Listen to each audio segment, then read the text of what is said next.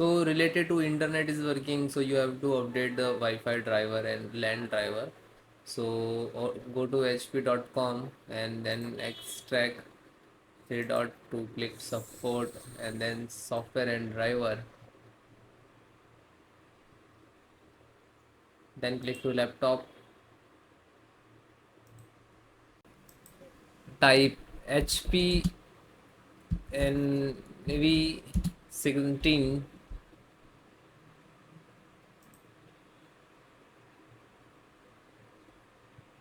Scroll down, select operating system. If we are Windows 11, so no worry, you just download the Windows 10 driver, it will run in Windows 11. So scroll down, extract the network driver.